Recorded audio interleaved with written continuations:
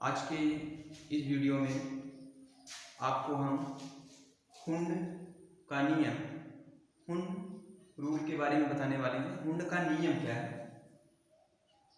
हुंड का नियम, जैसा कि पिछली कक्षाओं में आप क्वांटम संख्याओं के बारे में, इलेक्ट्रॉनिक विन्यास के बारे में आप जान चुके होंगे। क्वांटम संख्याएं क्या होती हैं? इलेक्ट्रॉनिक विन्यास, इलेक्ट्रॉनों का वितरण कोषों में, उपकोष में, ऑर्बिटल में कैसे होता है, इस चीज के बारे में आप जानते होंगे। तो उसी बेस पर एक हुंड का नियम है कि उपकोष के ऑर्बिटलों में इलेक्ट्रॉन भरते कैसे हैं, इनके भरने का क्रम क्या है। तो इनके भरने का क्रम में आप देखिए, हुंड का नियम क्या है? जहां तक संभव हो, जहां तक संभव हो, किसी उपकोष कोष्ठक में सबसेल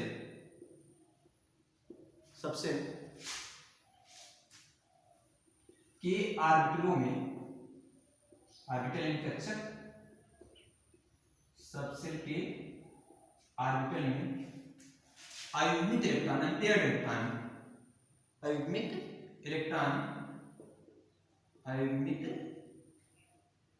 इलेक्ट्रॉन की संख्या, अयुग्मित इलेक्ट्रॉनों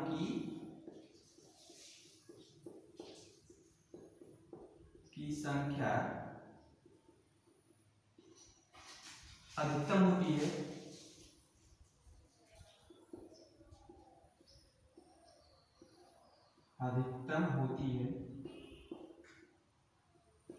तथा उनकी स्पिन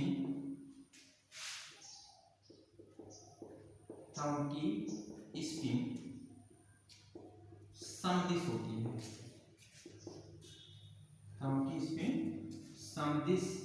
है,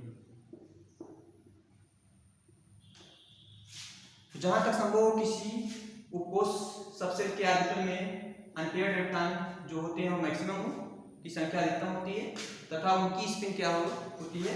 समदिश होती है। इस चीज को हम किसी एग्जाम्पल पर लेते हैं। जैसे नाइट्रोजन का परमाणु क्रमांक कितना है? नाइट्रोजन का परमाणु क्रमांक 7। अगर इसका इलेक्ट्रॉनिक कॉन्फ़िगरेशन करेंगे 1s2 2s2 2p, 7 होता है, 7 इलेक्ट्रॉन करना 2p3। इसको यदि हम आयताकार आरेख में लेते हैं तो 1s में कितने इलेक्ट्रॉन भरे? 1 इलेक्ट्रॉन, 2 इलेक्ट्रॉन। 2s में भी एक ऑर्बिटल, तीसरा चौथा इलेक्ट्रॉन। लेकिन 2p में ध्यान दीजिएगा, 2p में 3 इलेक्ट्रॉन भरने हैं नाइट्रोजन के। 2p में 3 इलेक्ट्रॉनों को भरना है। इन 3 इलेक्ट्रॉनों को कैसे भरेंगे हम? क्या इन तीनों इलेक्ट्रॉनों को ऐसे भर देंगे हम 1 2 3? गलत हो जाएगा। इसमें 3 इलेक्ट्रॉन, 2p में 3 इलेक्ट्रॉन भरने हैं, तो हमने क्या बताया? जहां तक संभव हो उपकोष के ऑर्बिटलों में अनपेयर्ड इलेक्ट्रॉन वो मैक्सिमम हो। देखिए पेयर्ड इलेक्ट्रॉन ऑर्बिटल में, और अगर एक सिंगल इलेक्ट्रॉन रहेगा तो वो अनपेयर्ड इलेक्ट्रॉन रहेगा। तो यहाँ पर जो 3 के 3 इलेक्ट्रॉन बनने हैं आपके इस तरह बनने हैं 2p में। यहाँ पर क्या है? यहाँ पर अनपेयर्ड इलेक्ट्रॉन अधिकतम दिखाई दे रहे हैं 2p में, 3 इलेक्ट्रॉन है, और सबकी स्पिन भी देख रहे हैं हम एक ही डायरेक्शन में। तो इस तरह जो है इलेक्ट्रॉन 2p में भरा जाएगा। हम दूसरे एग्जाम्पल की तरफ पढ़ेंगे। जैसे नाइट्रोजन के अलावा हम ऑक्सीजन का ले लेते हैं। ऑक्सीजन का परमाणु क्रमांक 8 होता है। ऑक्सीजन, अगर इसको देखिए, इसका electronic configuration 1s2 2s2 2p4। अब इसमें 1s में 2 इलेक्ट्रॉन्स, 2s में भी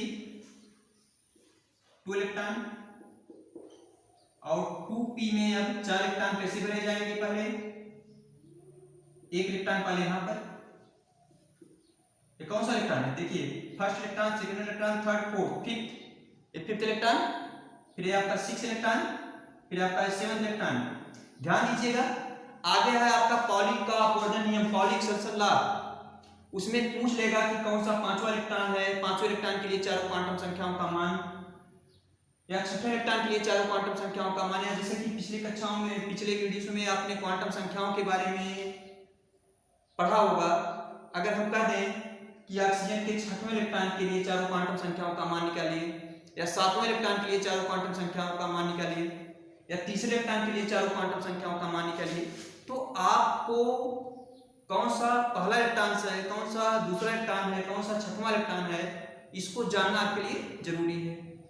पॉली का अपवर्जन नियम आएगा, उसमें भी सबकी क्वांटम संख्याएं निकालनी पड़ेगी।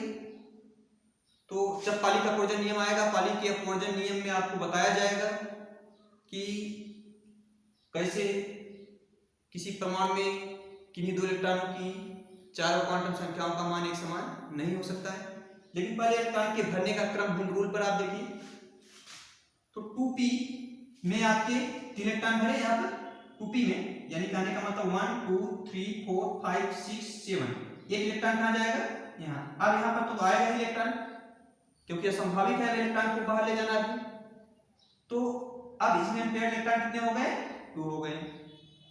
इसी तरह देखते हैं हम दूसरा एग्जांपल कोई लेते हैं। अगर दूसरे एग्जांपल की तरफ हम बढ़ें, इसको ध्यान दीजिएगा, एक बार फिर से आप रिवाइज कर लीजिए। जहां तक संभव हो किसी उपकोष के ऑर्बिटल में जो अनपेयर्ड इलेक्ट्रॉन होते हैं, अविभाजित इलेक्ट्रॉनों की संख्या अधिकतम होती है तथा उनकी स्पिन क्या होती है? सदिश होती है। 2 एग्जांपल हमने लिया। नेक्स्ट एग्जांपल की तरफ बढ़ते हैं।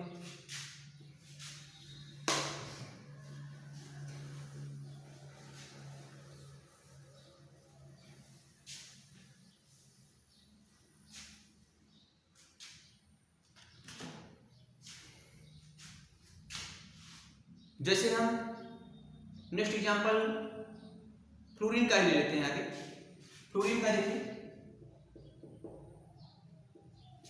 1s2 2s2 2p।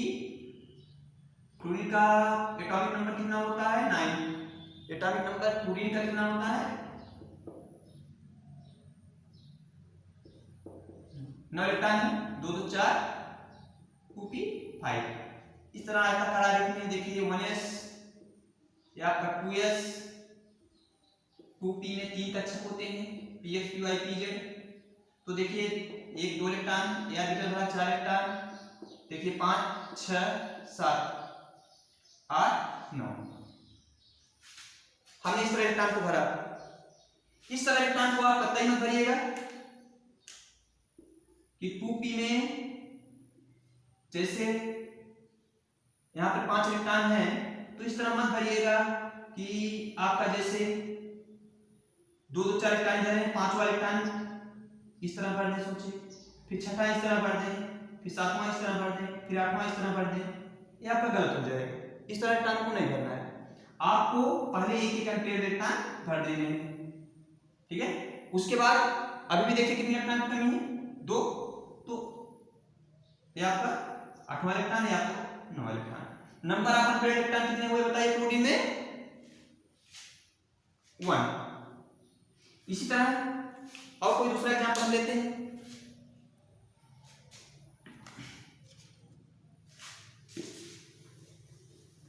सिलिकॉन का, सिलिकॉन का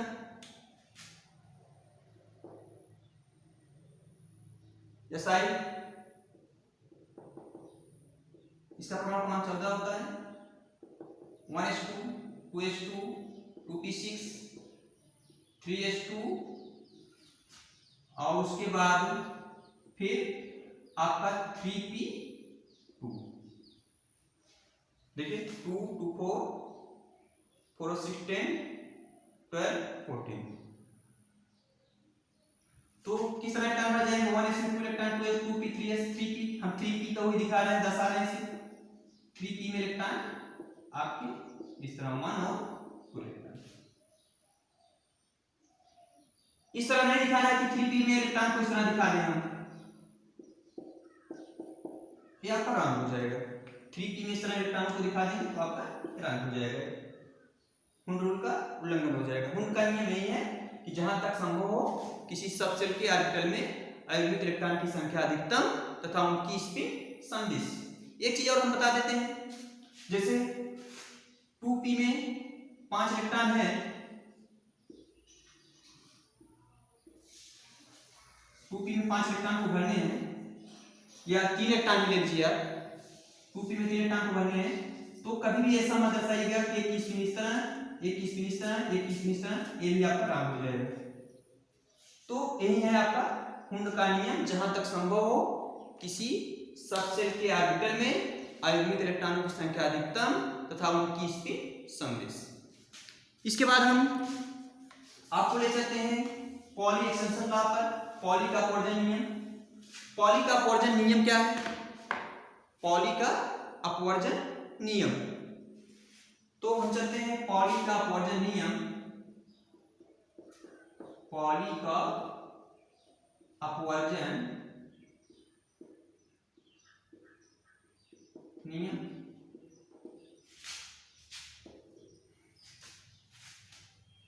ध्यान दीजिए इसकी डिफिनेशन। किसी परमाणु में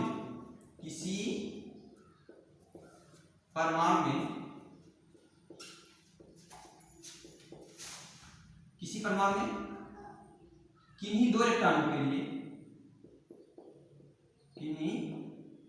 इलेक्ट्रॉनों के लिए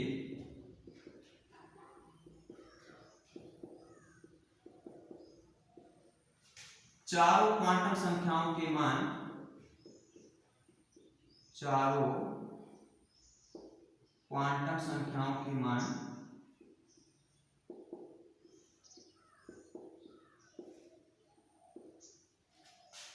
एक समान नहीं हो सकते हैं,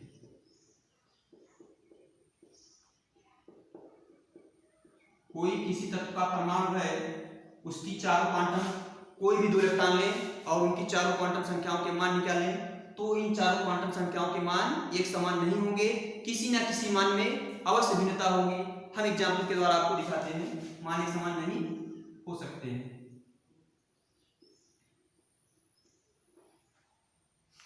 इस डिफिनेशन से काम चलने वाला है। कोई एग्जाम्पल के तौर पे आपको डिफिनेशन बताते हैं, कोई एग्जाम्पल दे देते हैं, कार्बन का ही ले लेते हैं। चलिए, कार्बन का जैसे कार्बन 12 परमाणु 6, तो 6 में आपका जैसे 1s 2s और यहां पर 2p।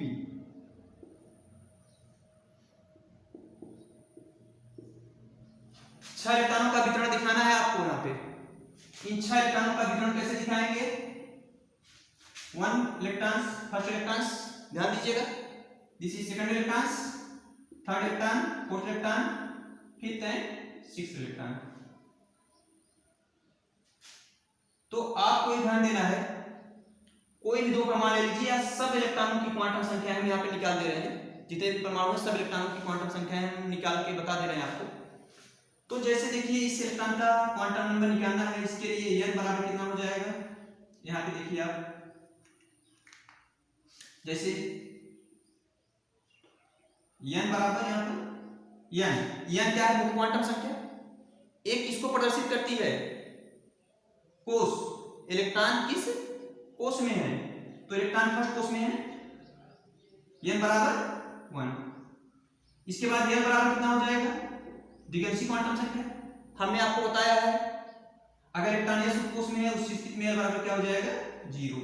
और यदि l बराबर 0 हो तो m बराबर वहां पर निश्चित है 0 होगा। और s बराबर इसकी स्पिन को आप +7 से ले लेते हैं, +7। यहाँ पर इस इलेक्ट्रॉन को देखिए, यहाँ पे दिखा दे रहे हैं, यहाँ n बराबर कितना होगा? इलेक्ट्रॉन किस कोष में है? फर्स्ट में। l बराबर क्या होगा? 0 होगा, क्योंकि इलेक्ट्रॉन s कोष में है, क्योंकि इलेक्ट्रॉन किस कोष में है? s कोष में। यदि इलेक्ट्रॉन s कोष में हुआ तो l बराबर क्या हो जाएगा? 0। इलेक्ट्रॉन s कोष में है तो l बराबर 0 होती है, द्विगंशी क्वांटम संख्या। m क्या है? चुंबकीय क्वांटम संख्या। यदि l बराबर 0 तो m बराबर 0 होगा, क्वांटम संख्या m बराबर यहाँ पर 0। s बराबर क्या हो जाएगा? -12, एक की स्पिन। ठीक, अब यहाँ पर देखते हैं 2s में, इस तरह n बराबर कितना होगा यहाँ पर, इलेक्ट्रॉन दूसरे कोष में है, n बराबर हो जाएगा 2, n बराबर 0 ही होगा, n बराबर 0 ही होगा और s बराबर +12 होगा। यहाँ पर देखिए n बराबर 2 ही होगा, n बराबर 0 होगा, n बराबर 0 होगा। आप सोच रहे हैं n बराबर 0 कितनी बार आ रहा है, नहीं, अभी n बराबर आएगा यहाँ 2p में और s बराबर यहाँ पर आपका -12। चलिए इसका भी क्यों निकालते हैं, इसको देखिए, इस इलेक्ट्रॉन को यहाँ पे लिखा दे रहे हैं, इस इलेक्ट्रॉन को यहाँ पर, इसके इलेक्ट्रॉन को n बराबर यहाँ पर इलेक्ट्रॉन दूसरे कोष में है ना, n बराबर 2, n बराबर इलेक्ट्रॉन q कोष में है, अगर इलेक्ट्रॉन q कोष में है तो n बराबर कितना होगा, 1 होगा, n बराबर 1। अब m बराबर l का मान यदि 1 है तो m का मान +1 से -1 तक शून्य सहित, यदि l का मान द्विअंशी क्वांटम संख्या का मान 1 है तो चुंबकीय क्वांटम संख्या का मान जो होता है +l से -l तक शून्य सहित होता है। l के किसी मान के लिए m का मान कितना होता है, +l से -l तक शून्य सहित, +l से -l तक शून्य सहित, बस समझ में। तो m का मान देखिए बराबर 1 है तो m का मान यहाँ देखिए आप 2p है, तो अब m के मान को आप यहाँ पर जैसे +1 ले लें, ये पहला आर्बिटल 0 ले लें, यहाँ पर -1 ले लें, +l से -l तक हुआ, या आप इसको -1 ले सकते हैं, 0 +1 लिख सकते हैं, ठीक। तो अब इलेक्ट्रॉन इस कोष में है तो यानी m बराबर कितना हो जाएगा, हम कितना लिख सकते हैं, m बराबर +1, ठीक। और s बराबर कितना ले लें हम यहाँ पर, s बराबर इसकी +7 इसकी, ठीक। इस इलेक्ट्रॉन के लिए आ जाइए, अब यहाँ पर n बराबर 2 ही होगा, n बराबर कितना होगा, 1 ही होगा, और m बराबर यहाँ पर बताइए इलेक्ट्रॉन किस ऑर्बिटल में, 0 ना, क्योंकि जब 2p ऑर्बिटल रहेगा तो +1 0 -1, ठीक। तो m बराबर यहाँ पर 0, s बराबर +7, ठीक। अब हम बस ये इलेक्ट्रॉन, इसमें तो इलेक्ट्रॉन है नहीं। अब प्रश्न उठता है कि हम तो आपको बता रहे थे पाली का अपवर्जन नियम, क्यों चले गए क्वांटम नंबर में। अरे भाई ये तो है, किसी परमाणु में किन्हीं दो इलेक्ट्रॉनों के लिए चारों क्वांटम संख्याओं के मान एक समान नहीं हो सकते हैं। तो अब देखते हैं यहाँ पर किसी परमाणु किन्हीं दो इलेक्ट्रॉन के लिए नहीं, हमने 6 इलेक्ट्रॉनों की क्वांटम नंबर निकाले हैं, 6 इलेक्ट्रॉनों का क्वांटम संख्या हमने निकाला है। अब आपको ये देखना है क्या इन 6 इलेक्ट्रॉनों में से दोनों की, कोई भी 2 इलेक्ट्रॉन लीजिए, क्या दोनों की क्वांटम संख्याएं, चारों की चारों क्वांटम संख्याएं इक्वल आ रही है, देखते हैं। यहाँ m बराबर 1 है, यहाँ भी m बराबर 1 है, यहाँ बराबर 0 है, यहाँ भी m बराबर 0 है, यहाँ m बराबर 0 है, यहाँ भी m बराबर 0 है, इन दो इलेक्ट्रॉन के लिए। लेकिन देख लो यस के मान में भिन्नता है, कहने का मतलब इनकी और इनकी क्वांटम संख्याएं, इस इलेक्ट्रॉन की और इस इलेक्ट्रॉन की क्वांटम संख्याएं समान नहीं हुई, भिन्नता आ गई, यस के मान में भिन्नता हो गई। अब इस इलेक्ट्रॉन का कंपेयर इससे कर लीजिए आप, यहाँ m बराबर 1 है, यहाँ m बराबर 2 है, यहाँ बराबर 0 है, लेकिन यहाँ बराबर 0 है, यहाँ m बराबर 0 है, यहाँ भी m बराबर 0 है, लेकिन यहाँ s के मान में भिन्नता आ गई है। यहाँ s बराबर -7, यहाँ m बराबर +7, और इसके साथ साथ m के मान में भी भिन्नता है, क्योंकि यहाँ m बराबर 1 है, यहाँ m बराबर 2 है, देख रहे हैं। अब हम चलते हैं इस मान में, देख लेते हैं m बराबर 2 है, यहाँ m बराबर 2 है, यहाँ m बराबर 0 है, यहाँ m बराबर 1 है, यहाँ m बराबर 0 है, यहाँ भी m बराबर 0 है, यहाँ s बराबर -7 है, यहाँ s बराबर +7 है। क्या समानता है? कोई भी 2 इलेक्ट्रॉन ले लीजिए, क्या क्वांटम संख्याओं में समानता है? 2 इलेक्ट्रॉन की क्वांटम संख्याओं में समानता है? नहीं समानता है। तो ये आपका पॉली का अपवर्जन नियम है। तो पॉली के अपवर्जन नियम में इस तरह के और एग्जांपल लेकर के आप क्वेश्चन को आगे बढ़ा सकते हैं।